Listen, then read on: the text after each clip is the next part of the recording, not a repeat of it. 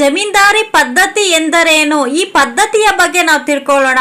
ನೋಡಿ, governor general corn ವಾಲಿಸನು ಈ ಪದ್ಧತಿಯನ್ನ 1793ರಲ್ಲಿ ಜಾರಿಗೆ ತಂದರು. ನೋಡಿ, ಬಂಗಾಳ, ಬಿಹಾರ, ಒರಿಸ್ಸಾಗಳಲ್ಲಿ ಈ ಪದ್ಧತಿಯನ್ನ ಜಾರಿಗೆ ತರ್ತಾರೆ. ಈ ಪದ್ಧತಿಯ ಪ್ರಕಾರ ಜಮೀನ್ದಾರರು ಪ್ರತಿ ವರ್ಷವೂ ನಿರ್ದಿಷ್ಟ ದಿನಕ್ಕೆ ಮೊದಲೇ ಅವರು ಒಪ್ಪಿಕೊಂಡಿದ್ದ ಕಂದಾಯದ ಮೊತ್ತವನ್ನ ಸರ್ಕಾರಕ್ಕೆ ಸಲ್ಲಿಸಬೇಕಿತ್ತು. ನೋಡಿ, ಬ್ರಿಟಿಷರು ಜಮೀನ್ದಾರರಿಗೆ ವಹಿಸಿದ್ರು. ಅವರು ಒಂದು ವರ್ಷಕ್ಕೆ ಇಷ್ಟು ಕಂದಾಯವನ್ನ ಕಟ್ಟಬೇಕು, ಈ ದಿನದ ಒಳಗಡೆ ನೀವು ಕಂದಾಯವನ್ನ ಸಲ್ಲಿಸಬೇಕು ಅಂತ ಸಮಯವನ್ನ ನಿಗದಿ ಮಾಡಿದ್ರು. ಆ ಸಮಯಕ್ಕೆ ಸರಿಯಾಗಿ ಜಮೀನ್ದಾರರು ಕಂದಾಯವನ್ನ ಸರ್ಕಾರಕ್ಕೆ ಕಟ್ತಾ ಇದ್ರು.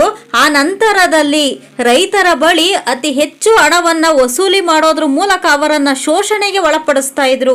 ಈ ಪದ್ಧತಿಯಿಂದ ಬ್ರಿಟಿಷರಿಗೆ ಮತ್ತು ಜಮೀನ್ದಾರರಿಗೆ ಹೆಚ್ಚಿನ ಲಾಭವಾಯಿತು. ನೋಡಿ, ನಿರ್ದಿಷ್ಟ ಸಮಯಕ್ಕೆ ಬ್ರಿಟಿಷರಿಗೆ ಕಂದಾಯ ಬಂದು ಸೇರ್ತಾ ಇತ್ತು.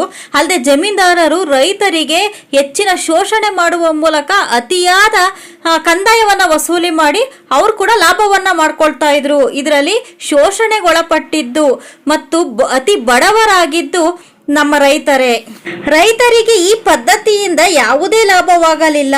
ಏಕೆಂದರೆ ಜಮೀನ್ದಾರರು ನಿಗದಿಪಡಿಸಿದ ಕಂದಾಯಕ್ಕಿಂತ ಹೆಚ್ಚಿನ ಕಂದಾಯವನ್ನು ರೈತರ ಬಳಿ ಸಂಗ್ರಹಿಸ್ತಾ ಇದ್ರು. ಅತಿವೃಷ್ಟಿ, ಅನಾವೃಷ್ಟಿ ಈ ಸಂದರ್ಭದಲ್ಲೂ ಕೂಡ ಬೆಳೆ ನಾಶ ಹೊಂದಿದ್ದರೂ ಕೂಡ ರೈತರಿಂದ ಬಲವಂತವಾಗಿ ಕಂದಾಯವನ್ನ ವಸೂಲಿಯನ್ನ ಮಾಡ್ತಾ ಇದ್ರು. ನೋಡಿ, ಅಲ್ಲಿ ಬೆಳೆನೇ ರೈತರಿಗೆ ಕೈ ಸಿಕ್ಕಿಲ್ಲ. ಅತಿವೃಷ್ಟಿಯಿಂದ ಅಂದ್ರೆ ಅತಿಯಾಗಿ ಮಳೆ ಆಗೋದ್ರಿಂದ ಮತ್ತೆ ಮಳೆ ಇಲ್ಲದೆ ಬರಗಾಲ ಬರೋದ್ರಿಂದ ಬೆಳೆ ನಾಶ ಹೊಂದ್ತಾ ಇದ್ವು. ಆದ್ರೂ ಕೂಡ ಅಂತ ಸಂದರ್ಭದಲ್ಲೂ ಕೂಡ ರೈತರ ಮೇಲೆ ಕರುಣೆಯನ್ನು ತೋರಿಸದೆ ಅವರ ಬಳಿ ಹೆಚ್ಚಿನ ಕಂದಾಯವನ್ನ ವಸೂಲಿಯನ್ನ ಮಾಡ್ತಾ ಇದ್ರು. ಆದ್ದರಿಂದಾಗಿ ಈ ಕಾಯಂ ಜಮೀನ್ದಾರಿ ಪದ್ಧತಿಯಲ್ಲಿ ರೈತರಿಗೆ ನಷ್ಟವಾಯಿತು. ಬ್ರಿಟಿಷರು ಮತ್ತು ಜಮೀನ್ದಾರರು ಲಾಭವನ್ನ ಪಡ್ಕೊಂಡ್ರು ಮತ್ತೆ ರೈತರು ಶೋಷಣೆಗೆ ಒಳಗಾಗ್ತಾರೆ.